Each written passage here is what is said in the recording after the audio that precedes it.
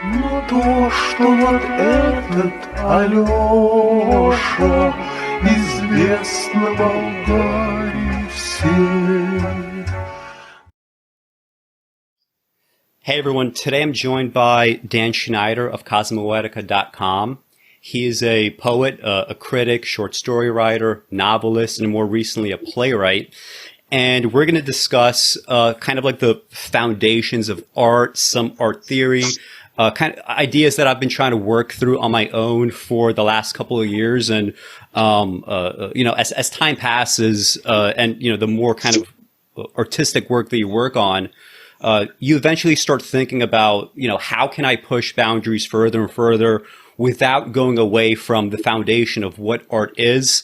And you see all sorts of failed experiments in the past, and, you never want to be in that situation yourself. So I have Dan here who is going to walk us through some of my questions. And for anyone that's not familiar with my work or is just coming to this for the first time, Dan Schneider is somebody that I met over a decade ago at this point.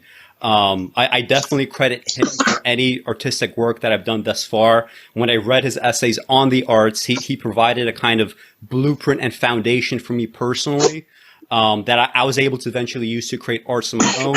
And this is true of so many people that came to Cosmoetica. So many people in the Cosmoetica orbit, they started with the essays and they eventually tried their hand at the arts, and many of them ended up being successful. So I'm very excited to have this conversation. And Dan, if you want to just add anything else about yourself that I might have missed, go ahead. Yeah, so Cosmoetica will be up for 20 years this coming January. And I probably had, close to 400, 500,000 emails from people. Most of them are submissions. Very few of them are of any interest or people who really want to improve. I've gotten many emails from around the world. And I get emails from people just asking about the arts in general. Most of the time, they're just like, who's your favorite filmmaker? What do you think of this actor? And I don't even bother answering them anymore. I just simply don't have time. I get a couple of thousand emails a week, even today, even though Cosmoetica, in a certain sense, is past the prime of its prime in terms of my writing essays about things. The last 5 years or so, I've been doing mostly videos, interviews with people and other stuff about art. But the actual written part still gets a lot of views. I haven't been able to really penetrate in any meaningful way within YouTube circles, because YouTube is unfortunately even lower down on the common denominator rung than just the regular internet. But even just today, I got an email from the boyfriend of someone who was in contact with me, a very nefarious person, asking me about that person. And so, you get these odd little comments and emails from people from years past. So I wouldn't say it's an extended family, but there are certainly people that have been on my e-list and I hear from, and when I find out that they're doing something, they've moved to different countries or whatnot, it's interesting to see how their lives go. One thing I wanted to ask, and this just reminded me, so you haven't written essays in a few years now. Is that something that you want to get back to? In terms of criticism, do you see yourself either doing more critical essays or perhaps even having a book of artistic criticism at some point? I'd sooner do the poems again. I mean, once I retire, I'm human, and I'm 55 and I do a lot of physical labor, and I work for a company that I don't particularly like, and I don't like that I don't like it. But if I could retire, and when I retire in a decade or so, I'll probably use that extra time to do more writing and hopefully get back to poetry. Because let's say I stopped writing poems in 2005, so say another decade, it'd be a 25-year period that I didn't write poems. So it'd be interesting to see what I could do. I know I can write poems, but going back and forth with limited time between the prose mindset and the poetry mindset, because, for example, I always wrote my poems out longhand, but I can't do that with writing prose, whether it's fiction or nonfiction. But I don't think I could write poems just by typing. I'd have to write them out longhand.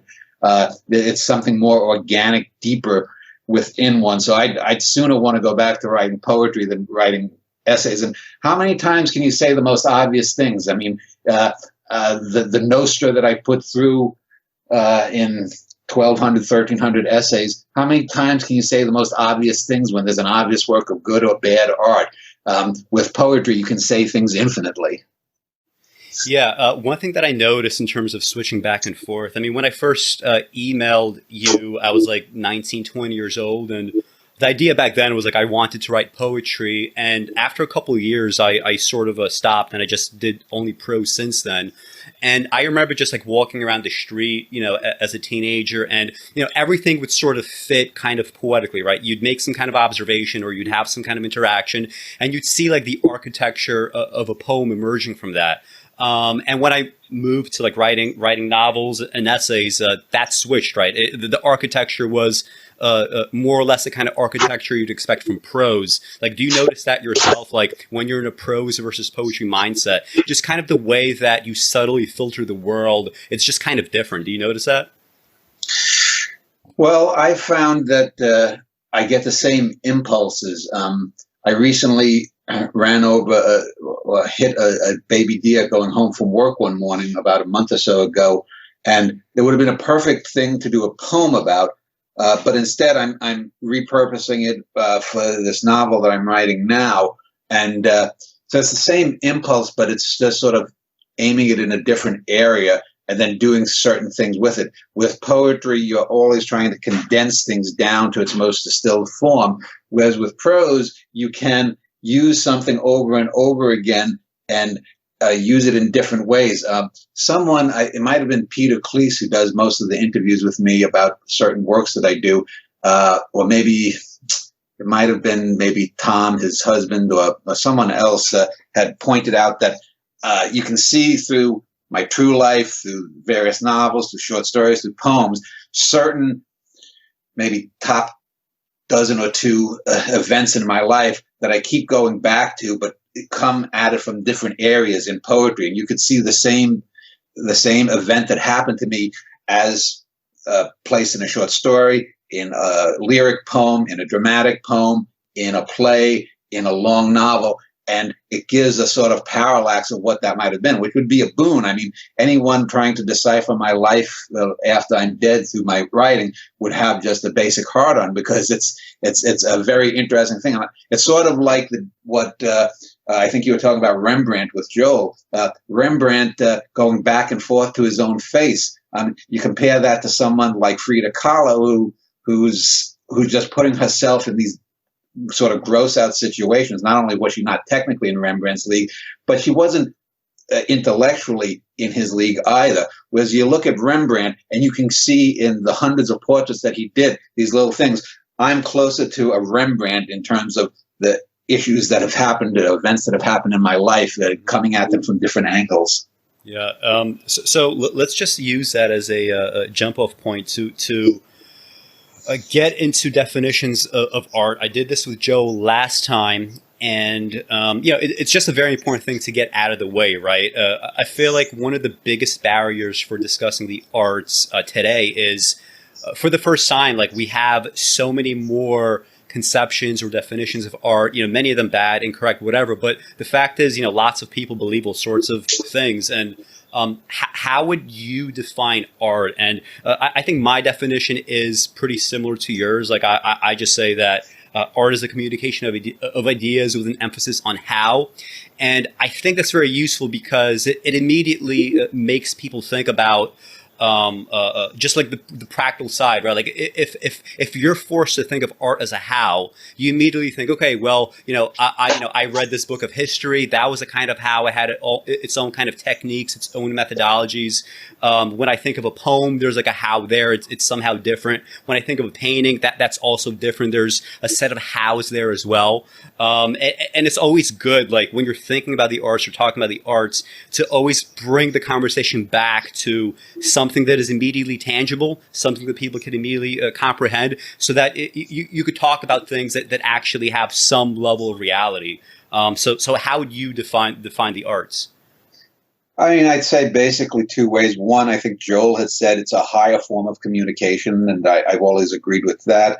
And I also think art has to translate the cosmos or reality as we know it, i.e., to use a few examples from different arts.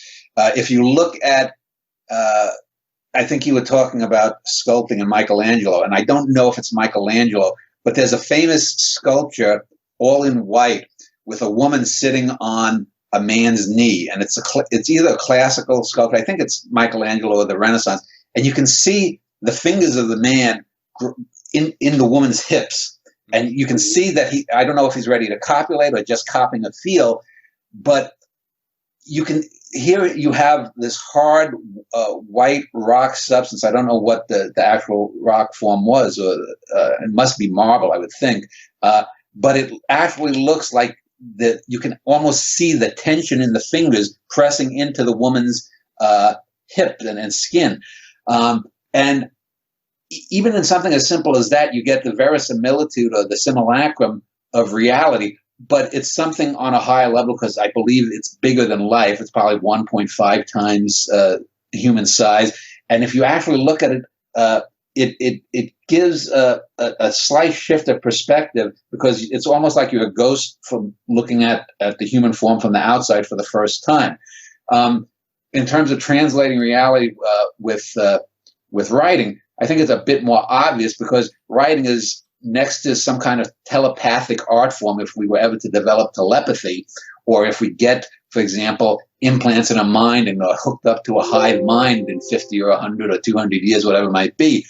Writing is the closest you can get to total abstraction because you're talking squiggles on a medium.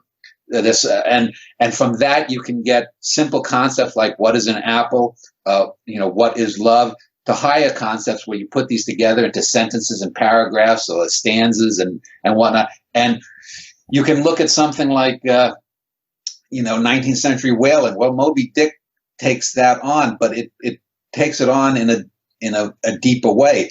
A lazy person, bad definitions of art, currently out there are things like, well, art is what asks questions. And I've said this many times. Moby Dick was not written by Herman Melville because he wanted to ask you a fucking question. Melville had the answers. They're in the text. It's there. You have to get it. You may not be able to get it. You may not appreciate what his answer is, but the answer is there. And all great artists have answers to whatever the hell thing spurs them to write or to create visual art, or whether it's film or whether it's music. It's there. And so art translates these parts of the cosmos that your average person, 99.99% of people, don't even think of to ask. But once they are confronted by it, if they have something that negative capability of John Keats's description, that they can make that they can get that leap once it's presented to them, then that's basically when art is at its best, because it connects these things, it brings those ideas together, and it hopefully clarifies the thinking process for people who are even not artists. Yeah, we could have these additive kind of definitions, right? And it's always going to come down to sort of ideas at the highest level, and I also think it's useful to think about art, in a way where you kind of subtract from the definition. So, for example, one thing that I've thought about is, when you imagine what art is or could be, and you think of all these definitions, and you think of, I want to make sure to capture this element or that element. You could also think about, well, what can't I have in this art, right? And one thing that comes to me is you can't like whatever art is, it probably will not look like the next 2 hours, for example, of your life, right? Unfiltered, unfractured. You can't just, for example, take a video camera and go around with it, just live recording yourself, doing various, banal tasks, and expect that in and of itself will be art. Perhaps you could then go into the footage. You could slice it up in some way. You could add, other audio tracks, but you need to have some kind of narrative emerging from it. Life as it is, right? It doesn't necessarily have a narrative, especially if you take a kind of random sampling. You can't just expect to do the Warhol thing of I'm going to leave a video camera on the street for 12 hours and hopefully that is going to be a film, right? Because in almost no cases will the drama of those 12 hours rise to anything that is artistic, to anything that has any kind of narrative other than the most kind of banal sort of thing. Well, just this morning, I saw something online, I think before I went to do some grocery shopping, and it was the whole thing that, well, everybody has a story. Okay, but the vast majority of stories are not worth hearing. They're dull. I mean, you can get a great artist and you could take him out to visit your Aunt Henrietta or your neighbor's son who might have something, and that artist can see the 1% of that person's life that you could put together to make maybe a passable artistic story. But the vast majority of people live dull lives. They don't ever question anything. And, their biggest joy in life is maybe coming home after, if they're retired and they're going to watch Drew Carey on The Price is Right, or they're going to watch the talk show The View with Whoopi Goldberg, or at night they might come home and watch their favorite cable show or something. Most lives, most people don't have even an interest in the arts in any real sense. You have to recognize the reality that while art is, in my opinion, the highest pursuit, even higher than science, because it's creating. It's not just discovering what's there. But most people, they can get along pretty fine without art.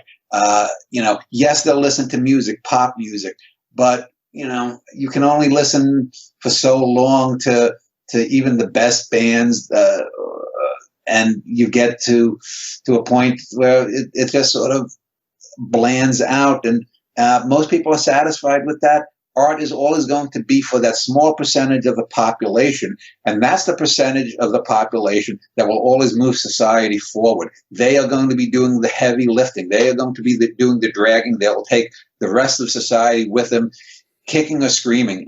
Most people can't make up, here we are in an election year 2020. Most people don't even have the intelligence to want to not vote Democratic or Republican here in the U.S. You think they're going to be able to make other wise decisions? No. Yeah.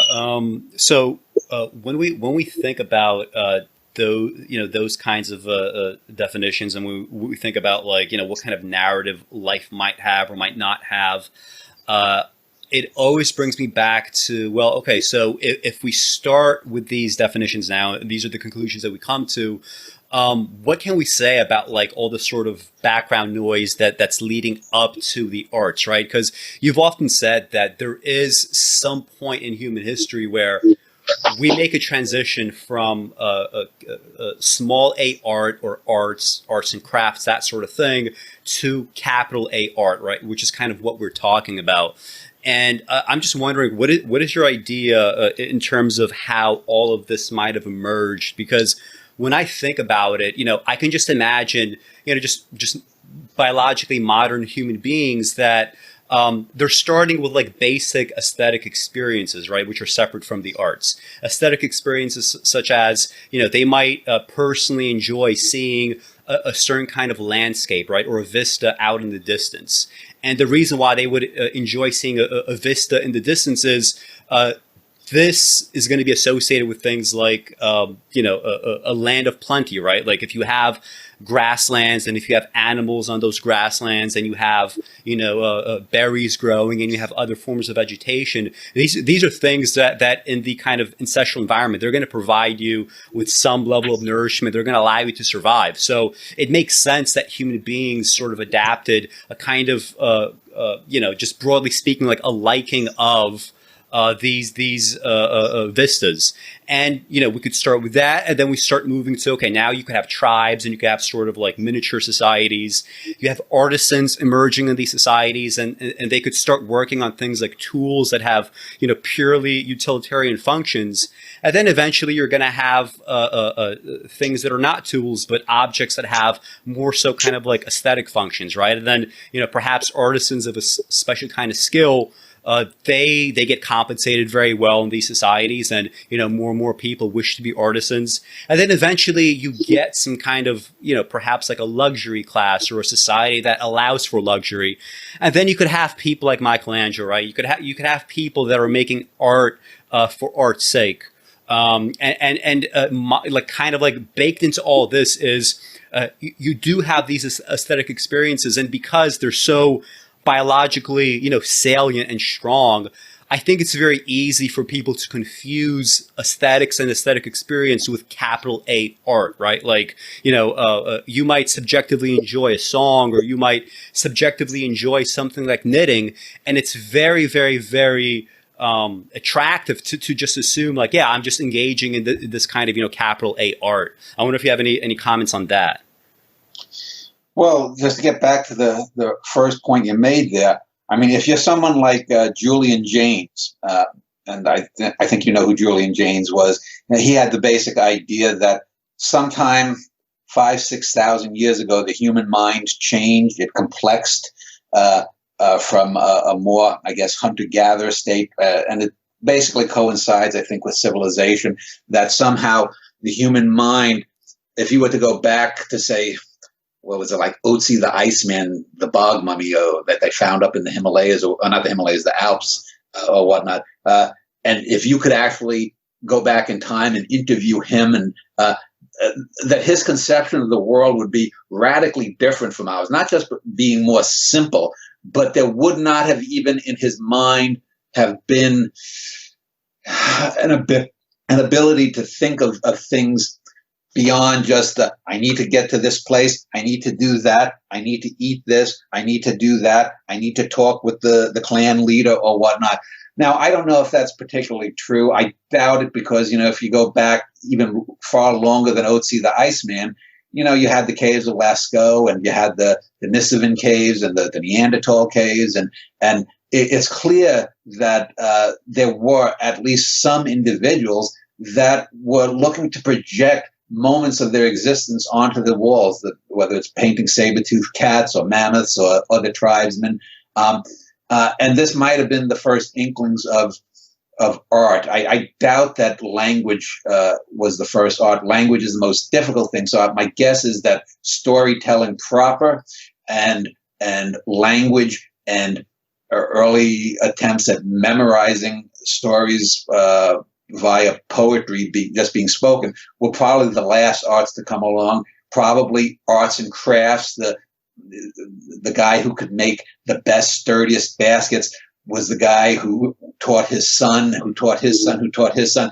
And eventually the great-grandson was not just making the best baskets sturdy-wise, but was making them with a little bit more of a flair than his great-grandfather did. Yeah. And that became artisan craftsmanship. And then at some point, maybe the painting of ceramics became more important to some tribal leaders, and maybe they put the tribal crest on certain stuff. And the development of these kinds of things, it was probably all egoistic initially. And, there's still the ego in art. I have an ego, you have an ego. Any artist of any merit is going to have an ego. It's whether the ego overwhelms the art. So coming up, more than likely, art developed as an egoistic pursuit, but then it was probably at some point rewarded by the people who were in control of whatever social structure there was. And as the civilization got more sedentary and more specialized, we developed other art forms. We went from cabinet makers to people who could design what is it called, Queen Anne furniture or whatever it is, and then people who actually did start to memorize poetry, the simple poems they could memorize about a visit to the tribal chieftain's hut and being congratulated for a great kill, suddenly became little tales of warriors that came out. And you got these sagas, and you got the skalds of Norway, you got these epopee of the classical world. And so everything, evolves out. But again, it's going to get more complex. Certainly Shakespeare, if you look at drama, which is one of the oldest forms of art, the Greeks, even when you look at the stuff that survived, whether it's Euripides or Aristophanes or whatnot, it's very simple. A major innovation was to have a chorus. Another major innovation was to have people not just stand there declaiming things, but to actually interact with other actors on the stage. These are very gut level, basic, simple things. And people like Marlowe and Shakespeare and Ben Jonson certainly moved beyond them. But again, if you look at them, despite the Harold Blooms of the world that would have you think that all great art stopped when Shakespeare was dead. The modernists of the late 19th century, Ibsen and what's his name, Shaw, and then later on the Americans are so far in advance. And I'd say my plays are far in advance of them. But everything starts off simple, and it has the complex. And the interesting about artists to find how those things go, and where you get into these low periods like we're currently in the modern world. It's going to end at some point. It has to, unless we kill ourselves. Hopefully art isn't going to stagnate, and we're not going to, end up killing ourselves with global warming or anything else. But who knows? Yeah, I think we said there's very critical, it's very important to remember that art, it's a product of reality. It's not necessarily all that different from reality. Like, it's woven from the fabric of reality.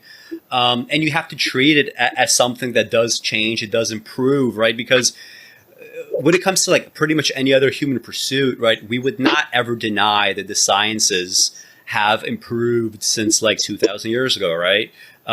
We wouldn't even deny that things that have maybe perhaps a little bit more subjectivity, such as morality or even kind of like objective ethics, though compared to like the ethical systems that were being proposed by like classical Greek philosophers, the ethical systems that are being proposed today, right, over the last like 50 years, they're so much richer, right? They're so much more just and fair, and they're able to, take into account all these variables and factors that back then, like, people just wouldn't even be able to conceptualize. So the arts in that way, they are going to improve over time. And it's very important to remember that this is not like, it's not some kind of like field of magic, right? Like art is not magic. Art is a material thing. You could interact with it, you can engage with it, and that's just very important to remember. And if you do remember that, and you think that you are an artist or you want to be an artist, that makes the process a whole lot easier, right? You don't have to have this kind of worshipful feeling of artists, right? You could have a respect and an awe, but you don't have to have the worship, and you don't have to make like absurd pronouncements, like you said with Harold Bloom, for example. None of that is necessary. And one more comment on this. You mentioned Julian Jayne, and from what I remember, like I think his book, I forget the title of it, but I think his book, I think the consensus now is that it has not aged very well in terms of like modern scientific findings. And I also find this, there are people that try to do like artistic criticism rooted in biology or rooted in like Darwinian evolution. And a lot of it just strikes me as kind of silly. Like they would hook up like, people to these electrodes to see, the parts of the brain that might flare up when they're reading like Jane Austen, and, this flare up. And if you have enough people's brains that flare up a certain way, that means that this particular line of Jane Austen is particularly good, which is, that things don't work that way. Well, let me just, before you move on, let me just make a couple of points. Number one, people fall into this utopian ideal, this trap that somehow in 500 or 1,000 years, and it keeps moving further. A guy like Ray Kurzweil is one of these people who propagates this crap in science, is that everyone is going to have an appreciation for the arts. Everyone is going to be poet. Everyone is great. No, art is always going to be a very small, thin slice at the top of society, as I said, and the greatest artists are those that pull society forward. You're never going to have, the vast majority of people appreciating art, certainly not the art that's presented in their own generation. People often mistake creativity, real, deep, fundamental creativity, that thing that's like a jet plane just roaring by, with mere cleverness. In art and in life, you have people who are clever. They can do these little things that entangle someone's mind for a little bit, and people think, "Oh, isn't that creative?" or whatnot. But it's not really. I'll give you an example. Just before, an hour or so before we were talking, I was trying to look up some people who are experts about Sargon of Akkad, not the wacky British YouTuber, but the real Sargon from. I'm surprised you know his name. Yeah, Carl Benjamin is his name. I'm surprised that you know who that person is. Now, because I've seen it, when I wrote a trilogy of plays, so I've done now a couple of interviews about Alexander the Great and Cyrus. I'm still trying to find someone to do Sargon. I got one guy, but anyway, I was trying to look some people up, and I came across this book written called Mesopotamia that came up in the search, and it's by a guy named what was his name, Arthur Nersessian. And I looked at, he's apparently a writer a few years older than me who lives in New York. And it's a fiction book, but I looked at his stuff up, and he supposedly got a huge book coming out with like 1,500 pages called The 5 Books of Robert Moses. And I looked up some of the writing, and it's utterly generic. It's a typical hipster poser stuff. There's not, I read 3 or 4 pages, and I looked up some 3 or 4 pages of this Mesopotamia, and his writing is so generic. But the whole cleverness thing here is that, we're going to take this writer, and he's gonna reference things to the Near East, Moses, Mesopotamia, but it's going to be set in New York City, and it's going to be totally generic. And the book says much better than Pynchon or whatnot. And from what I read, it's the same cloth that Pynchon and David Foster Wallace are cut from, and even there's not even really cleverness, but the whole conceit. The whole, quote, clever conceit is that we're going to take a totally generic writer. We're going to try to link him to something higher, Mesopotamian, the classical antiquity, and we're going to take someone who's generic and just link it via him using a certain title in a book. And this is not what art is. And I'll tell you, in 1,000 years, if we're in Jupiter colony on Europa or wherever we go, they're going to be bad artists, mostly bad artists there. So getting back to the idea of the utopia, we're never going to have any society where art is rampantly great. Even in golden ages in Italy during the golden age of art there with Michelangelo and whatnot, even in the golden ages where there were kings and emperors that supported certain arts in China and in Persia and whatnot, and even in the Mongol Empire, it was still a very thin slice. The vast majority of people are never going to be truly nor deeply affected by art. They can't be. I explain this to my wife all the time. These are people that functionally just don't have it.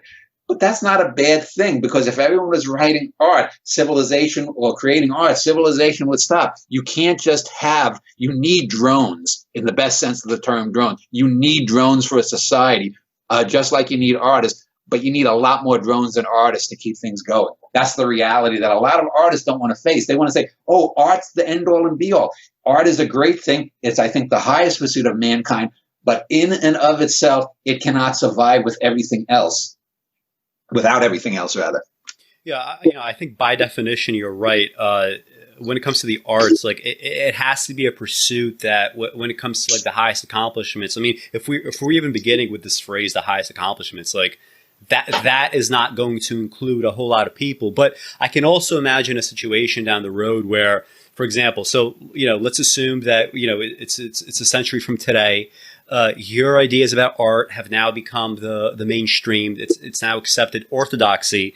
Even if like so many people in that time period are going to like reject great artists of their own, the fact that blueprint exists, I can definitely imagine a society where more people as a percentage could be great artists. Like I sort of alluded to this earlier, and just to flesh this out more, like when I was first thinking about how maybe I could be a writer, this was purely because I came across a couple of books as a teenager. I remember reading Kazuo Ishiguro's Remains of the Day, and I immediately knew it was just a great novel. And I remember thinking, like, I wish that I had the vocabulary to express why this is a great novel. I don't know why it is, but I just know that it in fact is. And I had a similar feeling when I was reading County Cullen's poetry. When I came across your work as a blueprint, this really just kind of like fit all these pieces together. So in a world where your blueprint didn't exist, I do believe that I probably would not have really become, an artist in any way, or really even like developed these interests any further than I had as a teenager. That probably goes for a lot of people. Like, I don't think it's a coincidence, for example, that on the one hand, I consider you the greatest artist, in the world. On the other hand, I consider Jessica to be like, pretty close to you in that regard. And it's not a coincidence that, you're married together, right? And she also kind of like fed off of this blueprint. It's not a coincidence that many of the people that do send you novels, right, or poetry on the E-list, they also fed off of this blueprint. So I can imagine a sort of baseline being established where people don't necessarily fall all the way back to like the David Foster Wallace level stuff, right? Or they don't fall all the way back to like the lowest of the low. Like some of the, we're going to talk about your Camelot quintet next. And, like some of the myths that your quintet is based on, it's just really, really bad writing. Like, I can imagine a situation where that no longer really exists, just like we don't really have like ethical systems being proposed by philosophers today that are as grisly as the kind of ethical systems that might have existed 2,000 years ago, right? It's just like we're past that point as a civilization. Do you have any comments on that? Well, let me burst your bubble a little bit here. I think you're being too optimistic. And I try to be optimistic in life. And let me give another example from this morning, because I was writing a couple of thousand words in my novel, and I'm in one of those low periods where I've now written about, I don't know, over 500 pages there, and I've got the thing, and I'm in between sort of different drafts of it, and I'm just doing the grunt work now for a week or so as my body is trying to relax a little bit. But I was looking. Watching some YouTube videos, and something really annoyed me. Now, Schrodinger's cat. The idea of Schrodinger's cat, about the cat being in a box, and we don't know if it's alive or dead unless we send something in there. It's in a superposition. And this video angered me because it's from one of the more credible YouTube science videos. And I'll tie this into art in a moment. And it goes on talking about, well, Schrodinger, the cat is both dead and alive until we have some way of measuring whether it's dead or alive. It's in a superposition. And they keep saying this as if this is what Schrodinger meant, totally missing the fact that the whole point of Schrodinger's cat, the very reason he used this example, was because he knew and was showing how absolutely absurd that is. The cat is either dead or alive. There aren't two cats. You cannot split the universe into quantum things. There aren't an infinity of universes splitting off, becoming. This is just theoretical stuff that he was proposing. And the fact that this science video didn't get that, and for every 1,000 videos or references to Schrodinger's cat that you get out on the internet, maybe one gets it right in saying that this was Schrodinger making fun of that very kind of supposition. And here's the point where it gets back to art. The idea of a cat being in superposition, and forgetting all the technical, philosophical, and sciencey terms, it's a very simple concept to grasp. Much more simple than trying to grasp the narrative of Moby Dick or Tristram Shandy, or trying to understand even a simpler art form like music. Try to understand how the musical notes brachiate within a Beethoven concerto, and compare them to the simple idea of cats are not alive and dead unless someone looks at it. Schrodinger had a very simple idea. He was mocking the very idea that these people claim that he was supporting, and they don't get it now, still almost a century going on since he proposed it, 75, 80 years, whatever it is. And how the hell can you get people? And this person who does these science videos, these people who do these science videos are generally well-educated. They've gone to college. They are looking to teach people, and they're getting the most simple things wrong. You cannot be telling me that if you can't get what Schrodinger's cat was about, that you're going to get what Moby Dick was about. And this is the most frustrating thing. And this is, so if the simple stuff of science, relatively simple compared to art, is flummoxing people for decades, how in the fuck are you going to do it with art? So I'm not as optimistic as you are. I think that eventually people will come around to see some of the things that I've said are very obvious, but it's going to take a lot of work, and it's not going to happen in my lifetime. Yeah, well, what I was saying was, like, for example, like, if we go back even a century, the past century and a half, has been just absolutely great for the arts, in the sense that we had more great artists, right, pushing boundaries and doing it well, right, not just pushing boundaries for its own sake, but actually doing it well compared to like any other point in human history. Like, is that a coincidence, right? Like Moby Dick, for example, it could not have emerged at any other time. We can't have leaves of grass emerging 1,000 years ago because, well, first of all, like, there was no sense that you could really go that far in terms of, like, breaking the rules, as it were, of poetry. And same thing now, like, you, Dan Schneider, you could not have really existed with these ideas at any other point in human history, right? It would be pretty unlikely if that were in fact the case. Like, I could not have written Norwegian in the family without Word. Word documents. Oh, yeah. I couldn't have typed it all out and said it the way because if you remember, I do a lot of type. I couldn't have done that literally. Yeah. So the functionality of being able to present ideas in that way in blocks of text here and there did not exist. So yeah, I could not have written that book within in any other time before the year 2000, say. But don't you think that, sometime in the future, there's going to be like, a niche class of like super geeks that are like into the arts and that are, trying to, again, like work through your blueprint, and they truly understand what we're getting at. Because again, like, like whenever you have a discovery, such as, discovering the arts or the sciences, that does tend to open up the floodgates, right? It does tend to open up like, a new kind of wave of discoveries, or just quickly just come one after the other. I don't imagine, like, going back to what we said about the arts, given that this has happened with like pretty much any other discipline, I don't really imagine that the arts will be totally immune from it. Although I do agree that, like, just generally speaking, most people, they will not be artists, and most people will not be able to understand or appreciate the arts, and they frankly won't even really care, right? But most of them will be cultists. Most of them won't really understand. Think now, you said we've known each other 13 years or something. Yeah. Think of the number of people who've been on the E-list who were regulars for 2 or 3 years, and oh, Dan, can you look at this? And then I gave them some criticism, and they didn't like the criticism, or I said something that they politically disagreed with, and they went off and I hate Dan. Well, they never really were there for the art. They were there because, think about, if you look at, I know you found things on Reddit and other things where, Dan Schneider sucks or whatnot, blah, blah, blah. But these are people these are the negative equivalents of some of the people who've been on the E-list.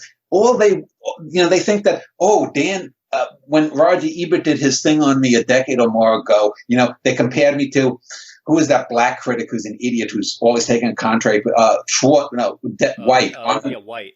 Armand White. Yeah. And that I'm like, no, if you actually read it, I'm a lot more intelligent. He writes clearly that Armand White from this childish, petulant position, and his ideas are not supported intellectually by what he's putting forth. I'm not a provocateur. I'm just telling you the things that are rather obvious because I'm not engaging in emotion.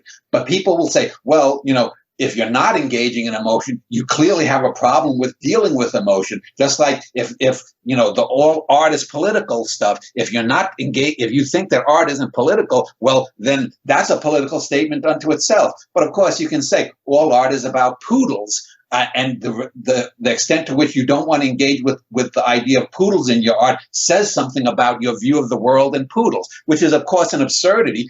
But people don't see that it's just as absurd to parallax complex things in just one ideological viewpoint. So everything is going to be pulled down to the lowest common denominator. Dan Schneider is not going to be a critic that they're going to understand, or the work's going to be understood. A very thin slice will. Some of these people, like a William Glass, who's a potentially great poet, someone like you, or a few other people who've been on the E-list. But the vast majority of them are going to be like these people that the names, I don't even remember all of them, but that come and go. And then I've said something and then they hate me, or they, blah, blah, blah. This happened when I ran the Uptown Poetry Group. People just want to be accepted. They want to be in a group where these herd animals, so we have this herd mindset, and that's something that's anathema to me. But most of the people, good or bad, in 50 or 100 or 500 years, if they're talking about me versus Harold Bloom, these turn-of-the-century critics, they'll lump us together because there'll be enough time to pass. They won't recognize that he was 30 or 40 years older than me, and we'll be lumped together. And people, there's going to be some people that say, well, Schneider was clearly right. This guy was, this Bloom guy was, as I call him, the Yutz from Yale. But the vast majority of people, it's just going to be a name thing. And if some charismatic figure in 200 years becomes a champion of the Schneiderian art view, they will look at him as rediscovering me the way I discovered, or quote unquote discovered, James Emmanuel or something. And they'll latch onto my work as a byproduct of them trying to latch onto this latter day critic who's championing my work. This is the way human stuff goes. If it ameliorates people's lives in some way, that's great. But again, it's going to be a very, very thin layer at the top that will really get it. Yeah. I mean, I don't disagree with that kind of numerical portion of the argument. What I'm saying is basically is just that, we're just introducing certain variables that make other things possible. It's obviously true that to have a society with luxury and a luxury class, that in and of itself does not generate great art, right? Like the vast majority of people, of a luxury class, let's say in ancient Rome, if they, dabble in the arts, they're just going to be dabblers, right? They're not going to make anything of value. But you do need that luxury class and some level of luxury to exist for people to have, access to the arts, to be able to think about the arts, to be able to create art in a way that, if you're looking at some sort of prehistorical tribe, that's just not going to be possible for just purely material reasons. And what I'm saying about Cosmoetica is this is simply one of those variables that, since that variable is in place, it allows for all sorts of potentials that might have kind of exist theoretically.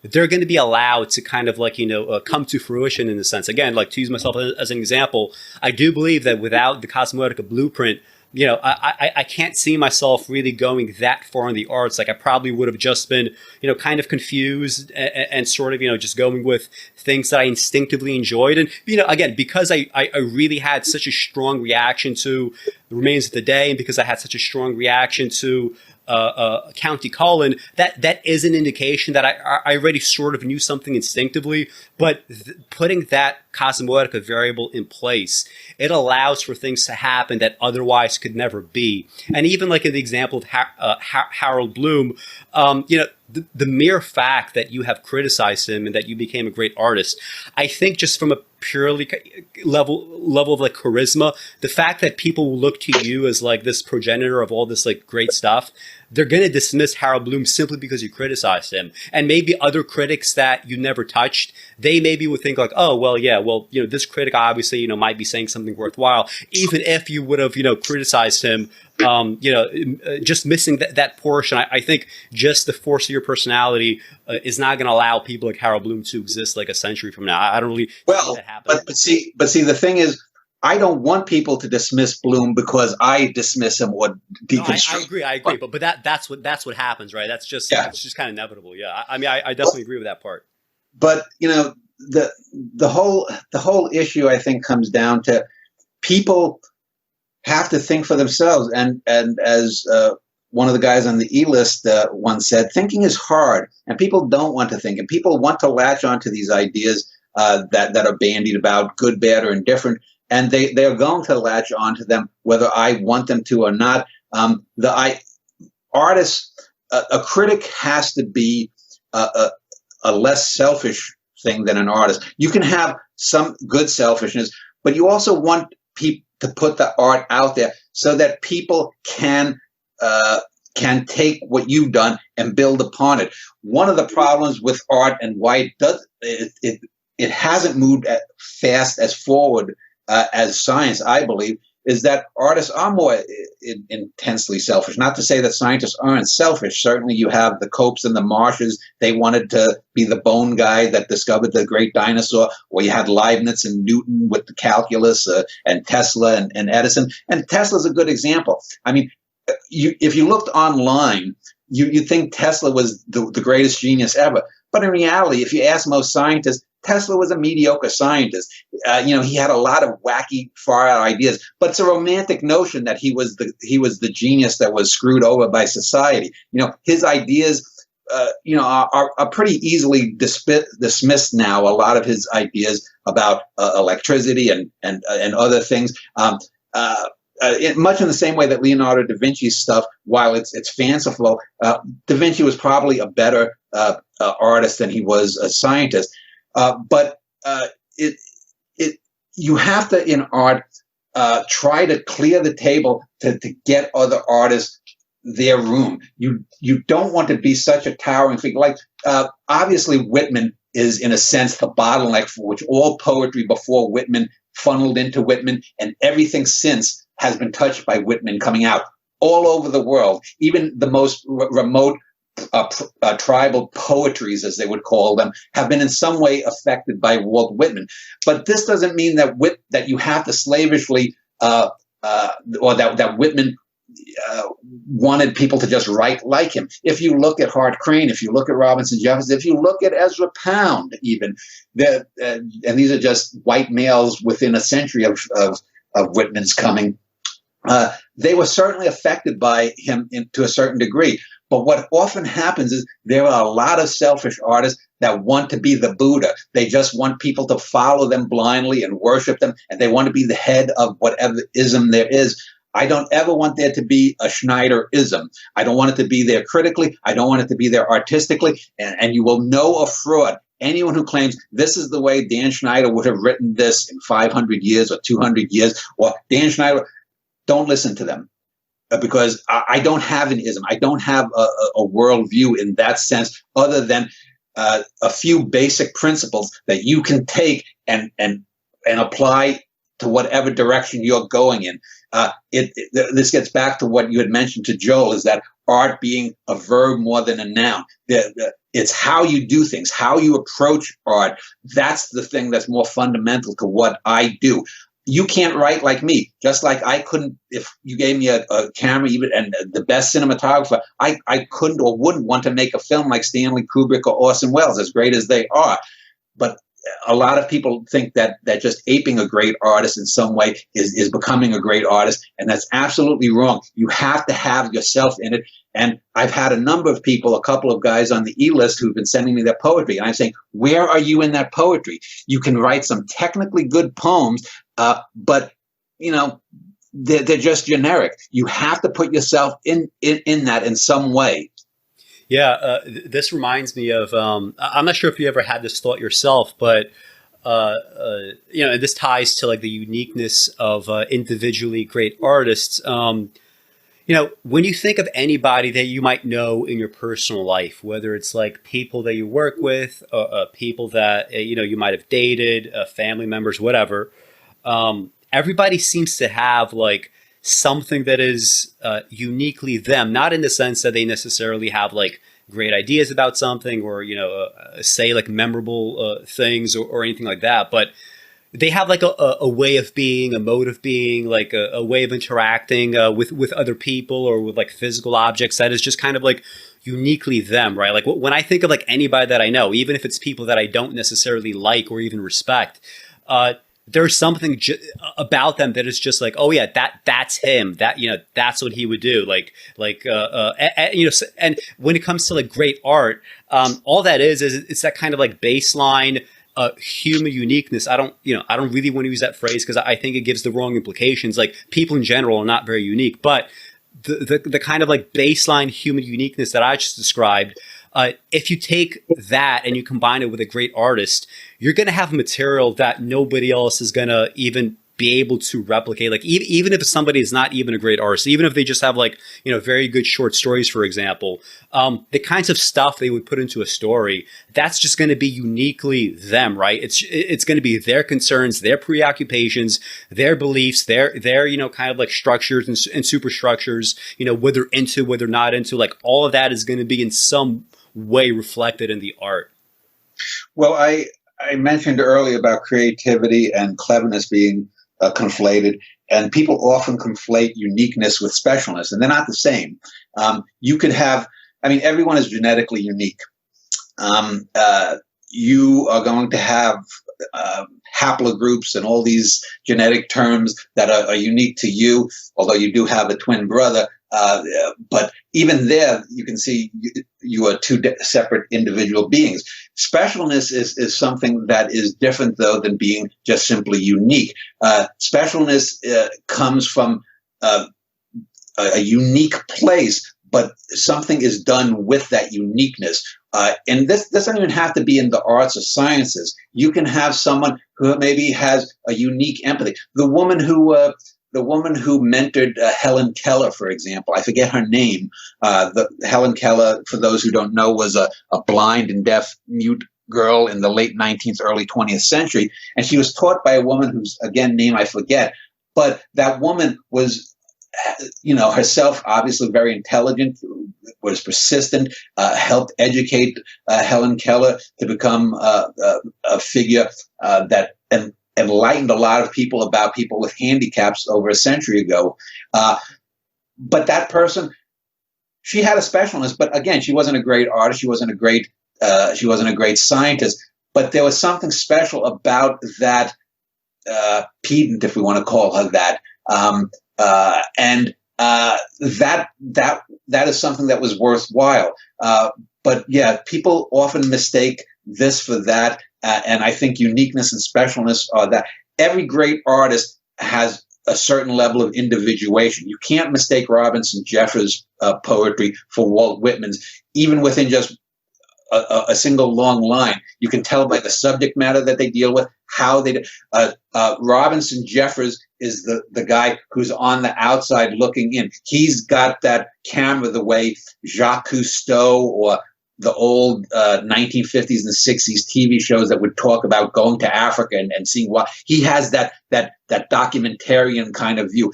Walt Whitman, on the other hand, was always behind the eye. You would never see the gray white beard of Whitman. He would always be just the eyes roaming through a crowded street or in the forest or huddling down by a fire.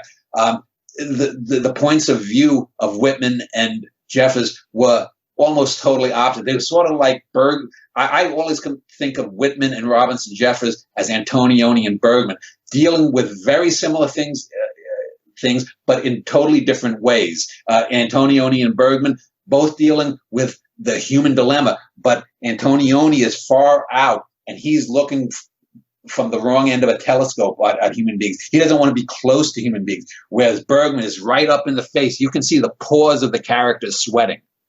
Yeah, this reminds me of, I remember like when I was in college, we had some like blind readings of poetry. There was some a poem that came up for discussion, and it was a poem that I never read before. But as I was reading it, I immediately knew, like, this just has to be Sylvia Plath. There's just no way that it's anybody else.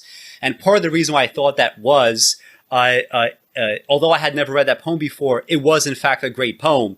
And if it sounds so much like Sylvia Plath and it happens to be great, well, you know that nobody can do, a great Sylvia Plath poem like Sylvia Plath, right? Everything that is kind of like unique about her, the kind of like, sinister sarcasm and all these other like little features that, you read enough of it, you get a sense of what that's like. I just remember thinking overwhelmingly, like, this has to be Sylvia Plath. Like, nobody's going to do a great Sylvia Plath poem if it's not Sylvia Plath. So that kind of goes back to that. Well, and if you listen to Sylvia Plath reading her poem, I found this YouTube channel that's just called Cody Carvel, Codycarvel, like Carvel, the old ice cream truck, I guess. And it has some programs from WNET, the PBS station in New York, before it was a PBS station in the 1960s. And it was called USA Poetry. And he's got probably about two dozen videos up there. One of them was an hour and a half documentary about Hart Crane. I think I sent it around on maybe was it Facebook or something to people. But anyway, when you hear someone like, you hear Theodore Retke reading Papa's Waltz, or whatever it's called, his famous poem. You hear Berryman and his sort of drunken readings of their dream songs, or you hear Anne Sexton or Plath, or even no, I don't think there was Hart Crane, but if you listen, for example, to the few recorded versions of Wallace Stevens reading his poem, The Snowman. And you could say in the dead of winter. It's almost sort of like an American version of Alfred Hitchcock. He has that same kind of pausing, heavy, and when you read the words of these people, even if you've never heard their voices, you get a kind of sense of it. If I read E.E. Cummings, I get a sort of rat-a-tat-tat. Sort of like someone typing. The fire truck, the fire.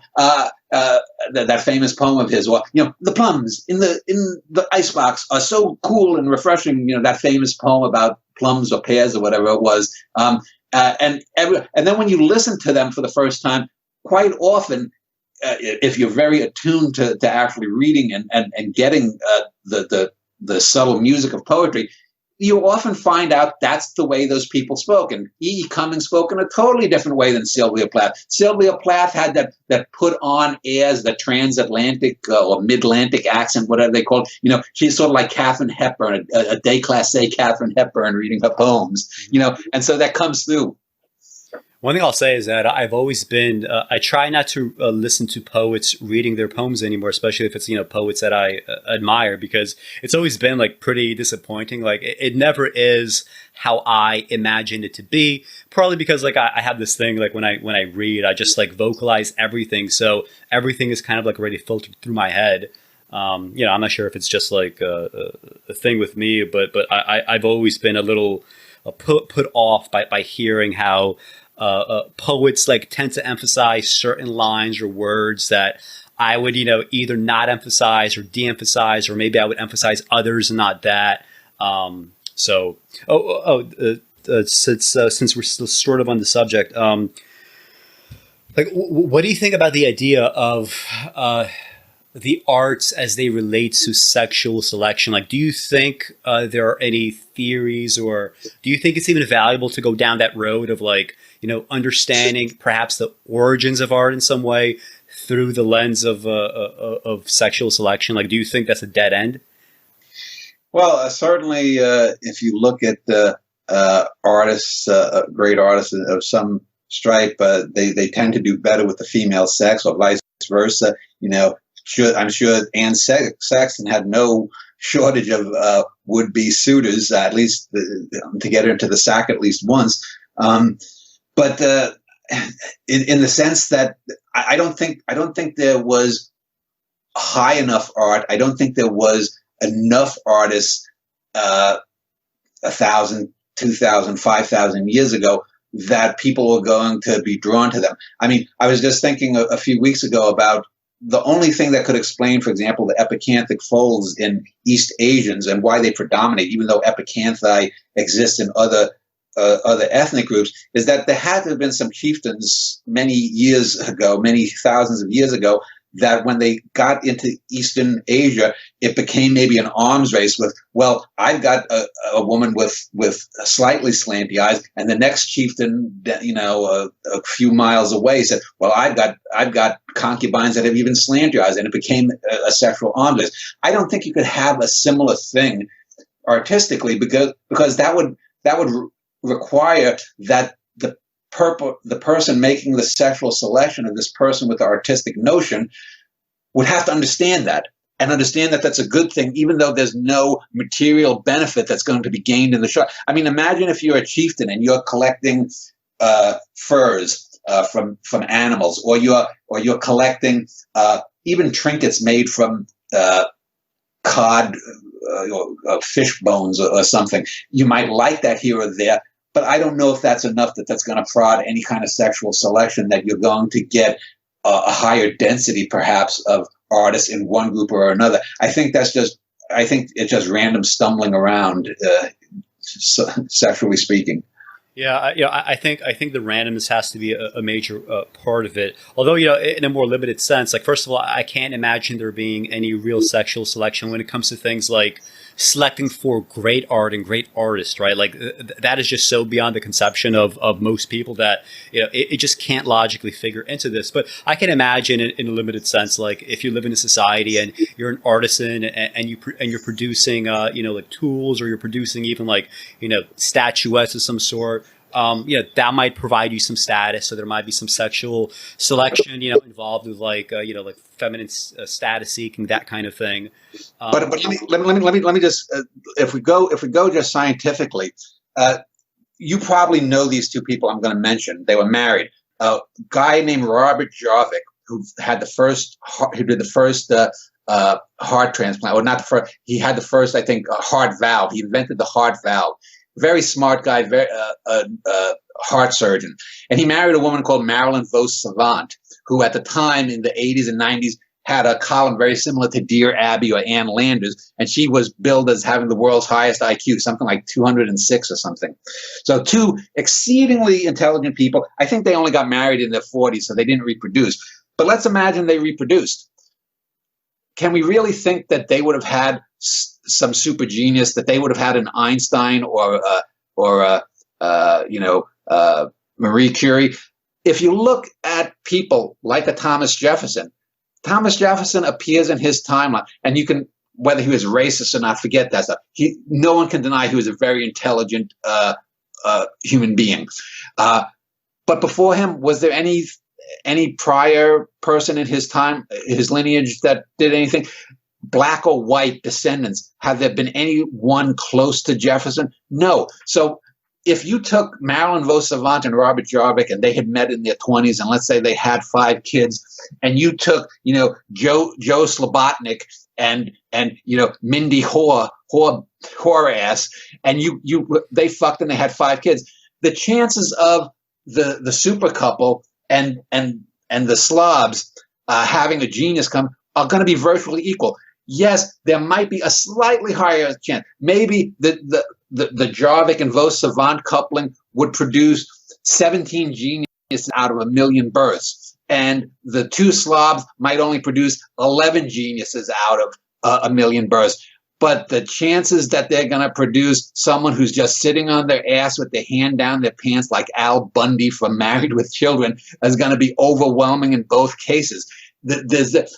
People don't want to accept that it's a total roll of the dice. I could tell you, I genetically, when I found my natural family, on the one side, my female birth mother's side, there were people who were, I guess, slightly smarter than average, but they had my maternal aunt, my birth maternal aunt, spent time in the nut house. She charted her family, and there was a guy in Wisconsin who was, I guess, an alleged meat cleaver killer. On the other side of the family, I had inbreeding. I mean, I there's no way. I'm not saying it to be proud or to be gruff, but there were people who had some severe mental problems, genetic problems. They were fat, out of shape. It was just a genetic mess. And out of that, I came. So total roll of the dice, crap wise, or crap. You know,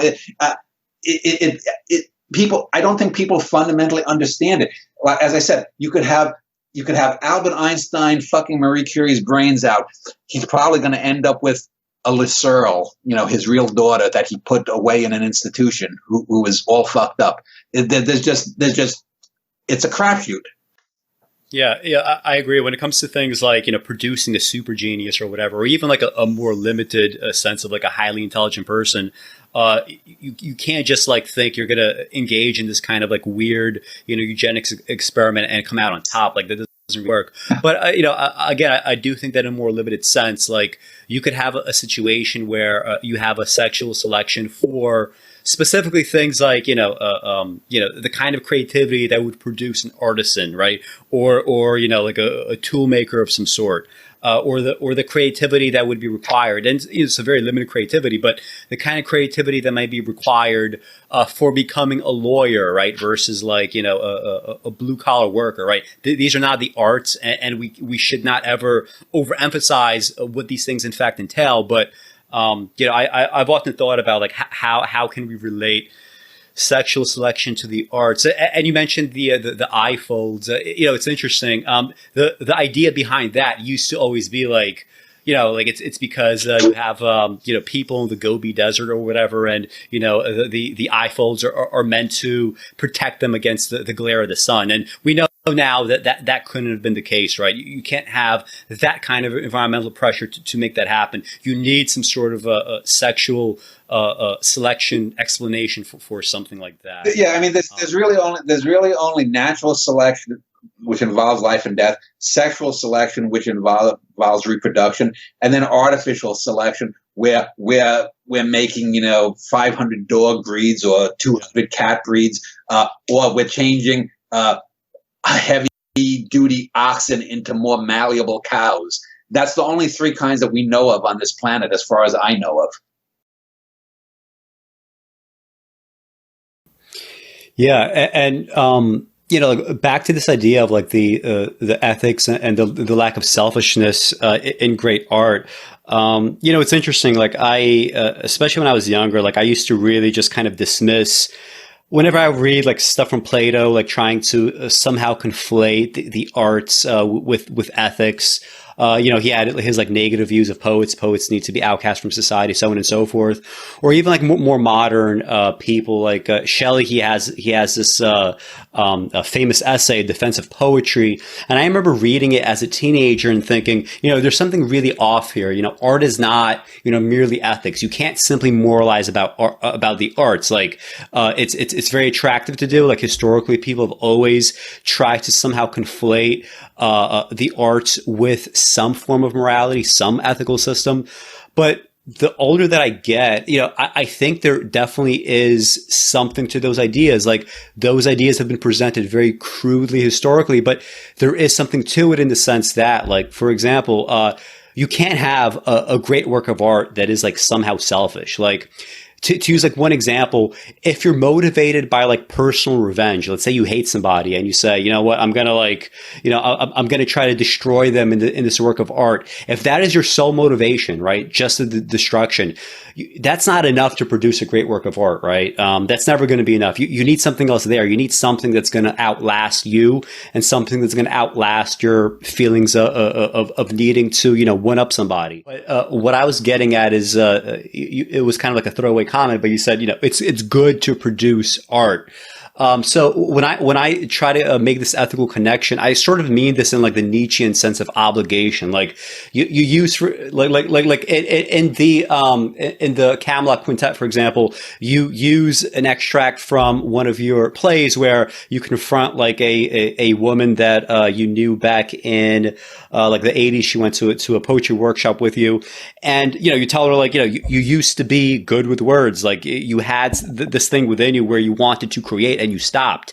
That is a failing. And you know, this is what I want to get at. Like there, when it comes to great art, there is something there that just very much feels like an obligation. You know what I mean? Like if you have it within you to be a great artist versus like a mediocre journalist versus like a mediocre whatever, you have to be a great artist. Or even if you could be a great artist versus a great lawyer, you probably still have to be, in that case, a great artist. It's an ethical failing. It's a personal failing to say, I am not going to do this great art because you know what? Like, okay, fine. Maybe it'll be good for the world, but I would personally prefer to live my life differently. It's like at a certain point, it's like, who gives a shit how you want to live your life? Like, you don't have a choice. Yeah. Well, I didn't even know that fact. Back to this question of aesthetics, like versus art.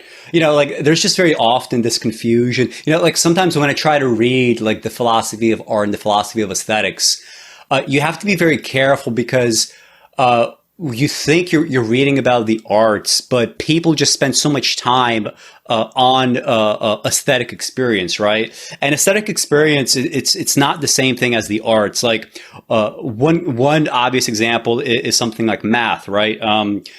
Math could have a certain kind of elegance to it. The formulas have an elegance to it, but what it communicates is very different from what art can communicate. So that by itself does not allow it to be art in and of itself. Same thing with something like computer programming. Like there is this kind of sense in computer programming where you have to write clean, concise code that does what you want it to do, that doesn't do more than what you want it to do or less. And there's also like an objective quality there in the sense that if you could write computer code that takes fewer lines, and you can make you can make distinctions to the point where one is more optimized than another. That has objective material bearing in the sense that there is this kind of material bedrock reality. But again, what is it really communicating, right? Like the thing that a computer program might communicate is just infinitely less complex and less meaningful than an artwork. But simply because there is some element of creativity there, simply because there is some element of aesthetic experience there, people make this conflation between aesthetics and aesthetic experience and art way too often. I don't have much else to say on that though. Yeah, like another level though, like if you can't do anything other than like make fonts, I mean, in a sense, it's better than nothing. In the same way that the arts, like the art starts with nothing, and it builds from that into like this entire cathedral of meaning. Something like creating a font, it's far more limited in that sense. But if you could contribute something versus nothing in life, right, you're going to have to always go with something, even if it's like. Yeah, even if it's like pure self-absorption, like if all that you can do is like be a bodybuilder, well, being a bodybuilder is still objectively better than being a fucking couch potato. All else being equal, right? If intellectually you're the same as a couch potato, if you're not any artistically better or worse than a couch potato, I mean, be a bodybuilder instead of a couch potato, right? Like if all else being equal. Yeah, like one thing I'll say about that is, like, so first of all, when it comes to comedy, like, I mean, we've been over this, like in my Woody book, right? There's the classic separation of the comedies from the dramedies from the dramas. But, like on a fundamental level, like, okay, so Kurt Vonnegut is a great novelist, right?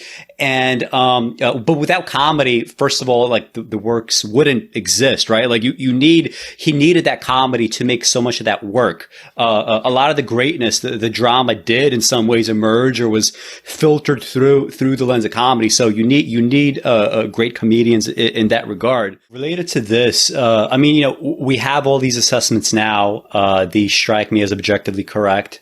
And, like when I first came to Cosmoetica, one of the things that surprised me was, okay, so if this is the way that things are, why did it take so long? Why did it take like literally to the year like 2000, I think is when you started Cosmoetica. Why did it take that long for good criticism to emerge? And, we don't even have to say great criticism, but like consistent criticism, like even like the best, books of like, poetic criticism, over the last century, they tend to be like pretty inconsistent. You can't like open up a critic and say, okay, this is a guy that I can trust to make good assessments, reasonably speaking, most of the time. Why do you think that criticism has taken so long before it reached this point? to get back to like Catullus or like Lucan Civil War, these get accepted as a great art, let's say a couple centuries after they're done, or even contemporaneously. Okay, if society accepts Civil War as a good poem, or Catullus 51 as perhaps a great poem, why didn't that society, even then, or maybe a century after the fact, why didn't anyone coherently explain why that was in fact the case? Why is Catullus 51 a better poem than the Lesbia poem that it's not the Lesbia poem, the Sappho poem that it's based on? Why didn't that emerge? Like, if society accepted this as great and people are like, yes, it's great, why isn't there not a coherent reason provided by that same society? Society does tend to function that way, right? Like, time does tend to select for good art. But even if that's the case, why didn't criticism alongside the selection for good art, like, why did it never really catch up? You know what I mean? Like, I would expect if we have thousands of years of, maybe not truly great art like 5,000 years ago, but, 2,000 years ago, I think we have definitely examples of great art. I think there are some Catullus poems that are legitimately great, but criticism never ever caught up to the greatness of the poetry, even if the poetry was recognized.